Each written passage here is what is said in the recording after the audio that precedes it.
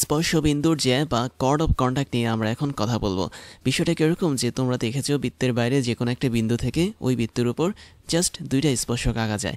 তো ওই দুইটা স্পর্শক বৃত্তের ভেতরে, মানে ভেতরে না, বৃত্তের উপরে যে দুইটা বিন্দুতে স্পর্শ করে, আমরা যদি ওই দুইটা বিন্দু যোগ করে দিই তাহলে যে রেখাটা পাবো সেটাই হচ্ছে কর্ড অফ কন্টাক্ট বা স্পর্শবিন্দুর জ্যা। যেমন আমরা একটা ছবির মাধ্যমে দেখতে পাচ্ছি পি হচ্ছে বৃত্তের বাইরে কোনো একটা বিন্দু যার স্থানাঙ্ক হচ্ছে x1, y1। আমি যদি পি বিন্দু থেকে বৃত্তের উপর দুইটা স্পর্শক টানি যারা এ বিন্দু এবং বি বিন্দুতে স্পর্শ করেছে, তাহলে এ থেকে বি পর্যন্ত যে রেখাটা থাকবে এটাই হচ্ছে আমাদের স্পর্শবিন্দুর জ্যা বা কর্ড অফ কন্টাক্ট। এখন আমাদের টার্গেট হচ্ছে কর্ড অফ কন্টাক্টের ইকুয়েশন কীভাবে বের করতে হয় সেটা বের করা। তো তোমরা তো জানো যে পি থেকে শুরু করে এ এটা একটা স্পর্শক, পি থেকে শুরু করে বি এটা হচ্ছে কি আরেকটা স্পর্শক, এবং পাশাপাশি আমরা এখানে এ আর বি বিন্দুর স্থানাঙ্ক ধরি, খুব সহজভাবে ধরি। ধরো এই বিন্দুর স্থানাঙ্ক হচ্ছে এ বি আর বি বিন্দুর স্থানাঙ্ক হচ্ছে আমাদের সিডি।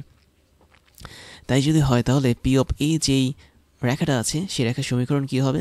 তোমরা স্পর্শকের সমীকরণ বের করতে জানো। সমীকরণটা কীরকম ছিল? প্রথম আমরা এক্স বসাতাম, তারপরে যে বিন্দু থেকে আমরা মানে স্পর্শবিন্দু পেতাম তার বুজ বসাতাম, দ্যাট মিনস x1 বসাতাম। বাট এখানে আমি দেখতে পাচ্ছি আমাদের স্পর্শবিন্দুটা হচ্ছে এ, তাই ওর বুজটা হচ্ছে আমাদের শুধুমাত্র ছোটো হাতের এ। তাই আমরা x1 এর বদলে x ইন্টু এ বসাবো, তারপর y1 এর বদলে y ইন্টু বি বসাবো, তারপর এই টোটালটার মান হবে কি আর স্কোয়ারের সমান। তো এটা হচ্ছে আমাদের পি স্পর্শকের সমীকরণ। আবার পিবি যে স্পর্শকটা আছে সেটা সমীকরণও কি একই রকম হবে, দ্যাট মিনস এক্স ইন্টু স্পর্শবিন্দুর মানে বুঝ, দ্যাট মিনস সি, প্লাস হচ্ছে ওয়াই ইন্টু স্পর্শক বিন্দুর কোটি, দ্যাট মিনস টি। এই টোটালটা মানটাই হচ্ছে কি আমাদের আর স্কোয়ারের সমান। তো এতটুকু যদি হয়ে থাকে তাহলে দেখো এই দুটো সমীকরণ অবশ্যই দুটো স্পর্শকের, এবং এই দুটো স্পর্শক কিন্তু পরস্পর পি বিন্দুতে স্পর্শ করেছে, অর্থাৎ পি বিন্দুতে তারা হচ্ছে একে অপরকে ছেদ করেছে। তাই যদি হয় তাহলে আমি বলতে পারি এই দুটো সমীকরণ অবশ্যই পি বিন্দু দ্বারা স্যাটিসফাই হবে বা সিদ্ধ হবে। তাহলে পি বিন্দুটা হচ্ছে কি x1, y1। তাহলে আমাদের পি এর রেখার সমীকরণ এবং পিবি রেখার সমীকরণ দুটোই যেহেতু পি বিন্দু দিয়ে গমন করছে বা পি বিন্দুর মধ্যে বসেছে, তাই আমরা পি বিন্দুর x1 এবং y1কে কাজে লাগিয়ে আমরা নতুনভাবে এই দুটো সমীকরণ লিখব। তাহলে পি এর সমীকরণটা যেহেতু পি বিন্দু দিয়ে গিয়েছে তাই আমি এক্স এর বদলে লিখতে পারি x1 আর আগের মতো এখানে এ থাকলো, ওয়াই এর বদলে লিখতে পারি আমি y1 আগের মতোই বি থাকলো, এই টোটালটার মান হচ্ছে আর স্কোয়ার। এবং পিবির ক্ষেত্রে আমি যদি দেখি এই পিবি রেখাটাও কিন্তু পি বিন্দু দিয়ে অতিক্রম করেছে, তার মানে আমরা এক্স এর বদলে লিখবো x1, তারপর থাকবে সি, তারপর হচ্ছে ওয়াই এর বদলে লিখবো y1, তারপর থাকবে T is equal to R square. তাহলে এই হচ্ছে আমাদের মডিফাইড ভার্সন, কেননা আমাদের পি এ পিবি দুটোর মধ্যেই পি বিন্দু বসে আছে। এখন একটু কল্পনা করে দেখো আমাদের এখানে এ বিন্দুর বুজ এবং কুটি হচ্ছে এবি, আবার বি বিন্দুর বুজ এবং কুটি হচ্ছে কি সিডি। তুমি কিন্তু চাইলে এই বিন্দুর বুজকে এক্স ধরতে পারো এবং কুটিকে হচ্ছে ওয়াই ধরতে পারো, কেননা প্রথম অংশ কি এক্স থাকে, পরের অংশ ওয়াই থাকে। বি বিন্দুর ক্ষেত্রেও সেম, প্রথম অংশ হচ্ছে এক্সের অংশ, দ্যাট মিনস বুজ, পরের অংশ কি ওয়াই এর অংশ, দ্যাট মিনস কুটি। তাহলে এ আর বি বিন্দু যেহেতু বৃত্তের উপর অবস্থান করছে তাহলে সেই অবস্থানের জন্য অবশ্যই আলাদা আলাদা এক্স এবং ওয়াই এর মান থাকবে। তো এ বিন্দুর জন্য এক্স এর মান হচ্ছে এ, বি বিন্দু মানে ওয়াই এর মান হচ্ছে বি, আবার বি বিন্দুর জন্য এক্স এর মান হচ্ছে সি, ওয়াই এর মান হচ্ছে কি ডি। তাহলে আমরা করতে পারি কি, আমরা একটা জেনারেলাইজড ইকুয়েশন তৈরি করতে পারি, দ্যাট মিনস আমরা এ আর বি বিন্দু দুটোরই বুঝকে ধরতে পারি এক্স হিসেবে, কোটিকে ধরতে পারি ওয়াই হিসেবে, কেননা এক্স এবং ওয়াই এর মাধ্যমে কিন্তু তাদের মানটা পরিবর্তন হয়। তাহলে আমরা ফাইনালি যে মডিফাইড ইকুয়েশনটা পেলাম, এই ইকুয়েশনে করব কি, এ এবং সি এরা যেহেতু বুঝ হিসেবে কাজ করছে বৃত্তের উপরে, তাই আমরা বৃত্তের উপরের যে কোনো একটা বুঝকে এক্স ধরবো, মানে এক্স হিসেবে ধরবো। আবার বি এবং ডি এরা দুজন যেহেতু কোটি হিসেবে কাজ করছে বৃত্তের উপর যে কোনো একটা বিন্দুর, তাই আমি ওভারঅল এটাকে কোটি হিসেবে ধরবো। তার মানে এক্স হচ্ছে বৃত্তের উপরে যে কোনো একটা বিন্দুর বুঝ এবং ওয়াই হচ্ছে বৃত্তের উপর অবস্থিত যে কোনো একটা বিন্দুর কোটি।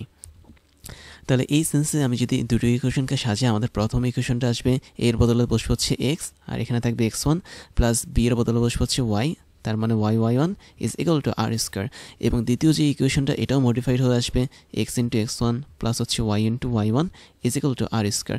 তাহলে দুটো ইকুয়েশনে যেহেতু একই রকম হয়ে মডিফাইড হয়ে এসেছে, তাই আমি বলতে পারি এই দুটো ইকুয়েশন অবশ্যই আমাদের এবি রেখার ইকুয়েশন হিসেবে কাজ করবে, কেননা আমরা এ বিন্দু এবং বি বিন্দুর স্থানাঙ্ককে এক্স ওয়াই ধরেই কিন্তু ইকুয়েশনটা পেয়েছি। তাই আলটিমেটলি আমি দেখতে পাচ্ছি দুটো ইকুয়েশন হচ্ছে কি সেম, তার মানে এদের মধ্যে থেকে যে কোনো একটা ইকুয়েশন আমি যদি নেই, এটাই হচ্ছে আমাদের কর্ড অফ কন্টাক্টের ইকুয়েশন বা স্পর্শবিন্দুর জ্যার সমীকরণ।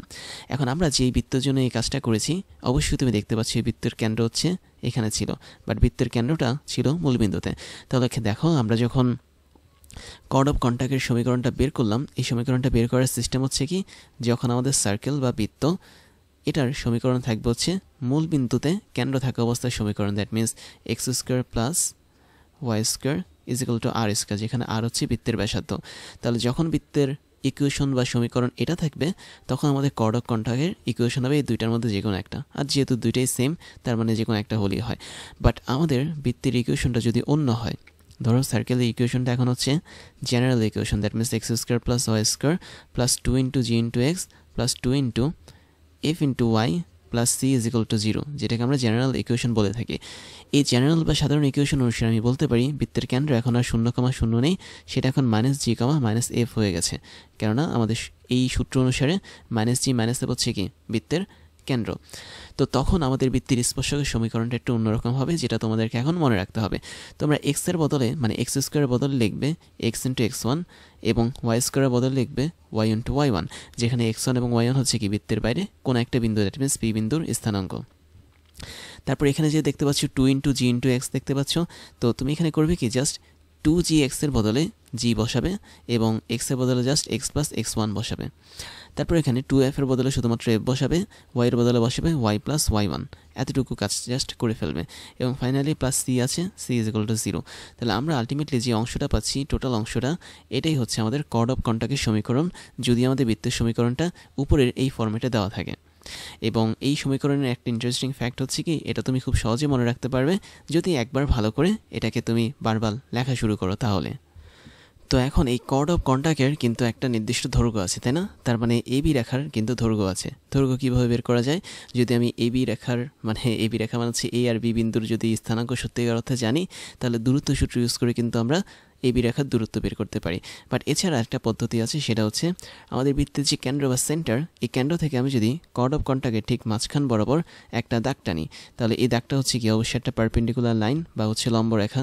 দ্যাট মিনস আমি যদি এখানে 90 ডিগ্রি দেখাই, এটা হচ্ছে একটা লম্ব রেখা এবং এই লম্ব রেখাটা বৃত্তের কেন্দ্র থেকে শুরু করে কর্ড অফ কন্টাক্ট যেটা বা স্পর্শবিন্দু যে তার মধ্যবিন্দু পর্যন্ত গিয়েছে। তার মানে এটাই হচ্ছে আমাদের কর্ড অফ জ্যা থেকে শুরু করে আমাদের বৃত্তের কেন্দ্র পর্যন্ত যে দূরত্বটা আছে সেই দূরত্বকে নির্দেশ করে। তাহলে আমি আরেকবার দেখাচ্ছি, এটা হচ্ছে বৃত্তের কেন্দ্র থেকে এবি রেখার দূরত্ব।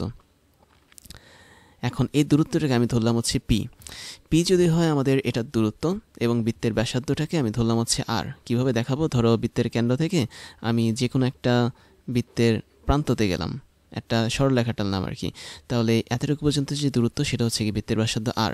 তাহলে আমাদের কর্ড অফ কন্টাক্টের যে দৈর্ঘ্যটা হবে, সে দৈর্ঘ্যটা হবে 2 ইন্টু রুট ওভার বৃত্তের ব্যাসার্ধের square, that means r square, minus বৃত্তের মধ্যে যেই কেন্দ্র থেকে কর্ড অফ কন্টাক্টের দূরত্ব পি ছিল, সে পি এর স্কোয়ারের সমান হবে।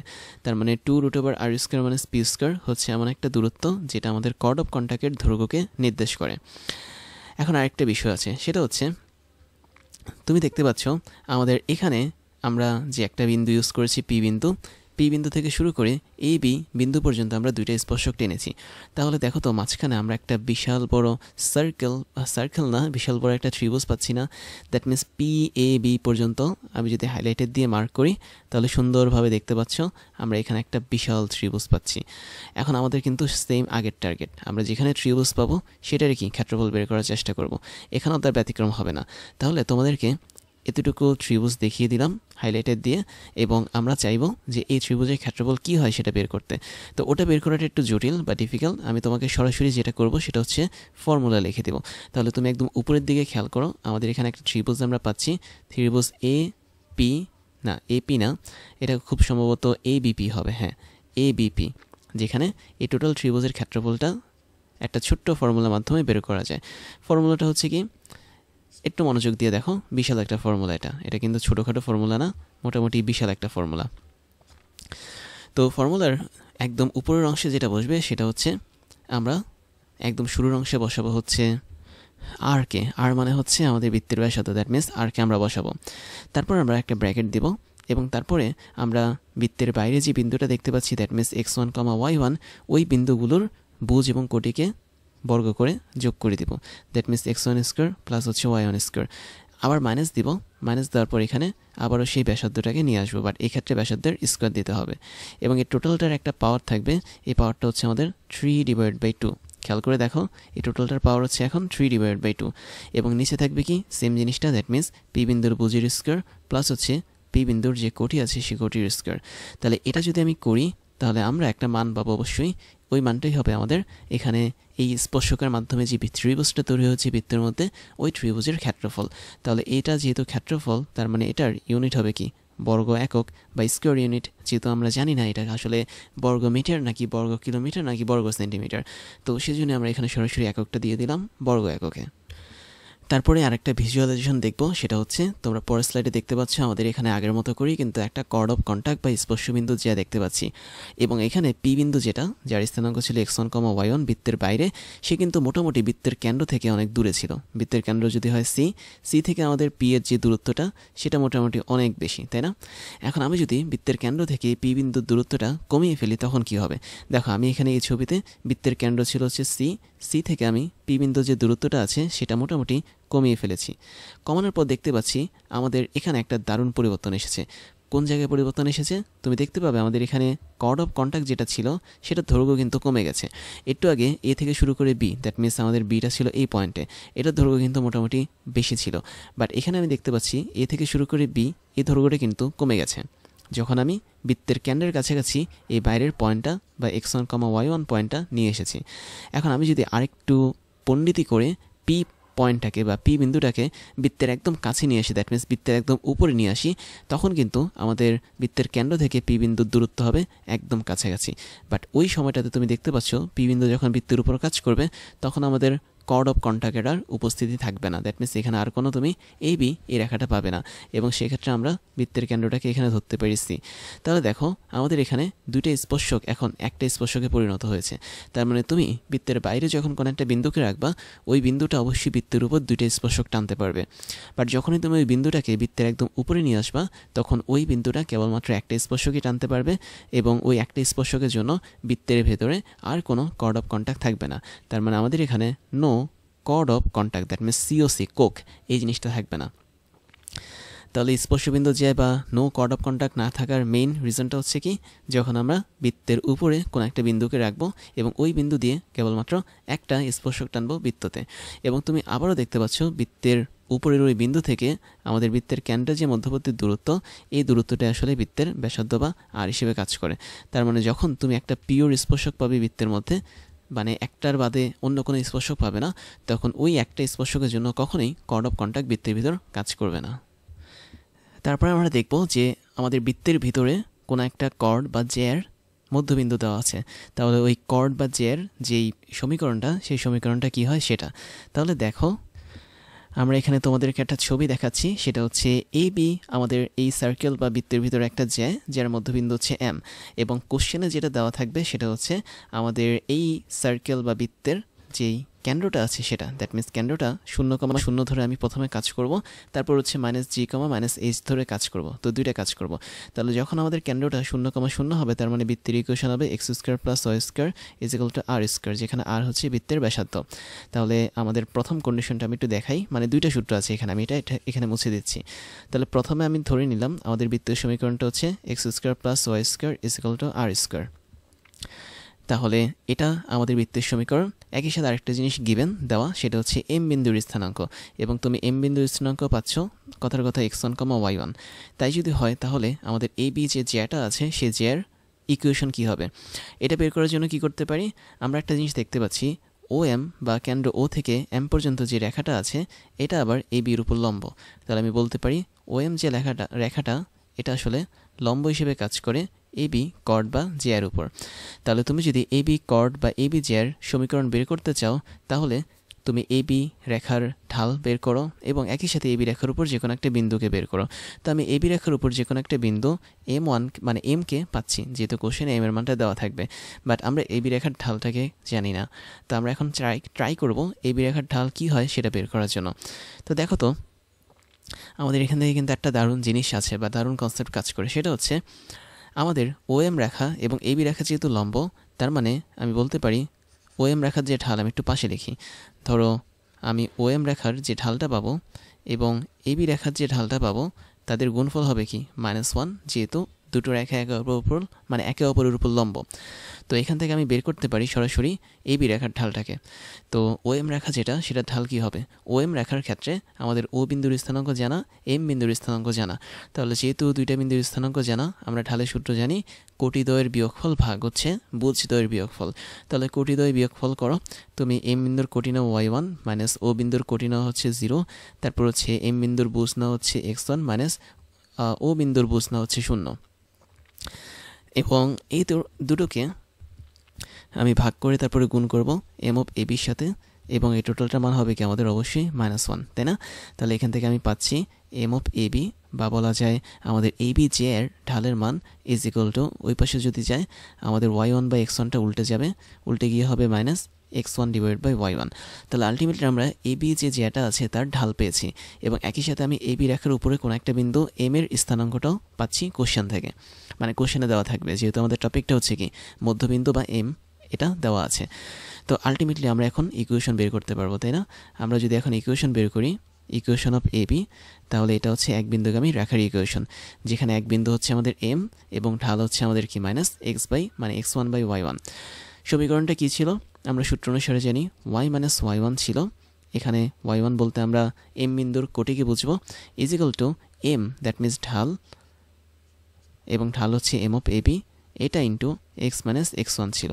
তো এই ছিল আমাদের এক বিন্দুগামী রেখার সমীকরণ, এটা সরলরেখা থেকে আমরা শিখেছি। তাহলে আমরা আলটিমেটলি এখানে যেটা লিখতে পারবো, or y minus y1 is equal to m এর মানটা হচ্ছে -x1 divide by y1 into x minus x1, এই জিনিসটা আমরা এখানে লিখতে পারবো।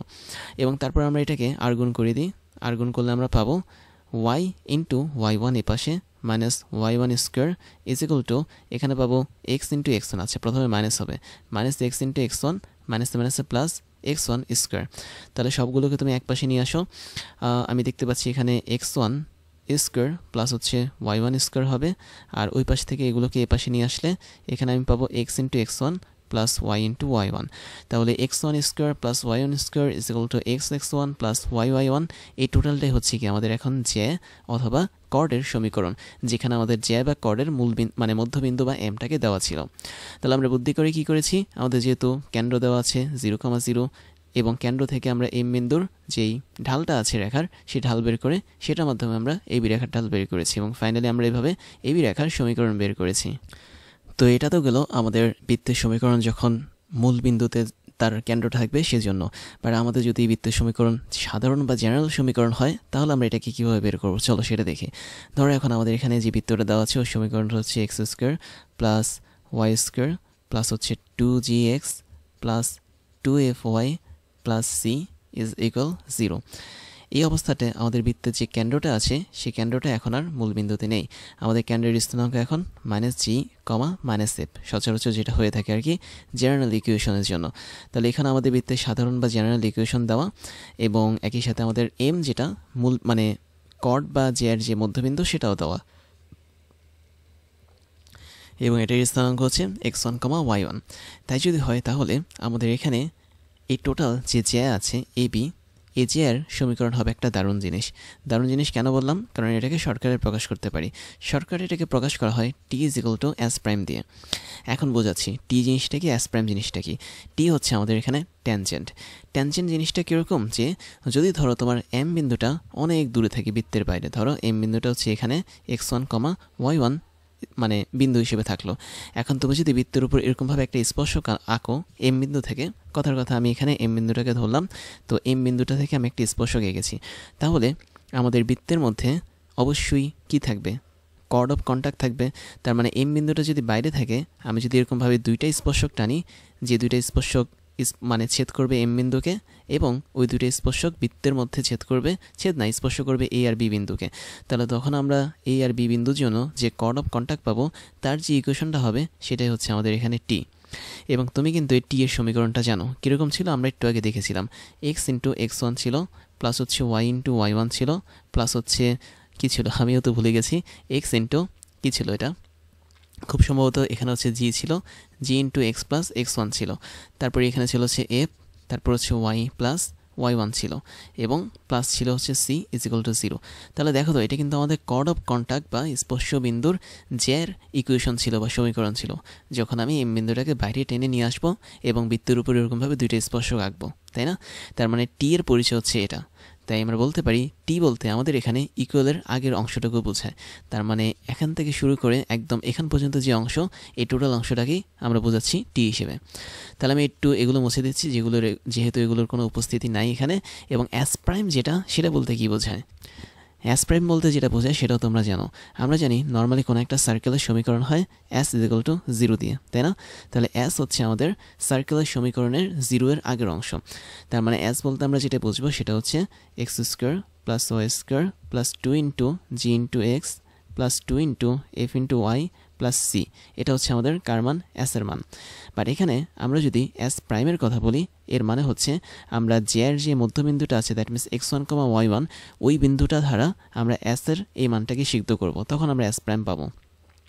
তাহলে তোমাদেরকে দেখাই, এস প্রাইম বলতে বোঝানো হচ্ছে যদি আমি বৃত্তের এই সমীকরণের মধ্যে এম বিন্দুটাকে বসাই, বা হচ্ছে x1, y1 বিন্দুটাকে যদি বসাই, তাহলে আমরা এখানে পাচ্ছি x1 square plus y1 square plus 2 into G into x1 plus 2 into F into y1 plus C is equal to S prime. তার মানে এস প্রাইমের পরিচয় হচ্ছে কি এটা। তাহলে আমরা সিম্পলি এস প্রাইম পেয়ে গেলাম, টি পেয়ে গেলাম। এবার আমরা দুইটাকে ইকুয়াল করে বসিয়ে যদি দিই, তাহলে আমরা এই বি যে জ্যাটা আছে, এই জ্যার একটা সুন্দর এবং বিশাল একটা সমীকরণ পাবো। তাহলে দেখো T is equal to S prime, তাহলে টি আমরা বসাই। টি হচ্ছে কি এক্স এক্স প্রাইম, তাই না? না, মানে এক্স এক্স ওয়ান, তারপর হচ্ছে ওয়াই ওয়ান, তারপর হচ্ছে G into x plus X one, তারপর হচ্ছে F into Y plus Y one, তারপর হচ্ছে আমাদের এখানে সি। এই টোটালটা গেল আমাদের টি এর কাহিনী। এই T is equal to S prime. S প্রাইমটা এখন বসে বিশাল একটা মান, x1 square plus y1 square plus 2 into জি into x1 plus 2 into F into y1 plus C. এই টোটালটা আমি বসায় দিলাম। বসানোর পর তুমি দেখতে পাচ্ছ উভয় পক্ষে কিন্তু আমাদের সি আছে। তো তুমি চাইলে এই দুটো সিকে রাখতে পারো অথবা কেটেও দিতে পারো, কোনো সমস্যা নেই। বাট এক্সাক্ট ইকুয়েশনটা হচ্ছে এটা। তাহলে আমরা এস প্রাইমটাকে কীভাবে বের করেছি? সিম্পলি বৃত্তের ইকুয়েশনের মধ্যে আমরা এবি জের মধ্যবিন্দুটাকে বসিয়ে দিয়েছি। দ্যাট মিনস আমরা এম বিন্দুর বুজ এবং কোটিকে বসিয়ে দিয়েছি। তো আলটিমেটলি আমরা যে বিশাল একটা সমীকরণ পেলাম, এই সমীকরণটাই হচ্ছে আমাদের বৃত্তের জের সমীকরণ। যখন আমাদের বৃত্তের সমীকরণটা থাকবে সাধারণ সমীকরণ হিসেবে এবং বৃত্তের কেন্দ্রটা থাকবে মাইনাস জি কামা মাইনাস এফ হিসেবে, এবং অবশ্যই আমাদের এই টপিকটার নাম কি ছিল? আমাদের মধ্যবিন্দুটা দেওয়া থাকবে। দ্যাট মিনস আমরা যে জের সমীকরণ বের করছি, ওই জে অথবা এ বি এর মধ্যবিন্দু বা এম এর মানটা এখানে দেওয়া থাকবে।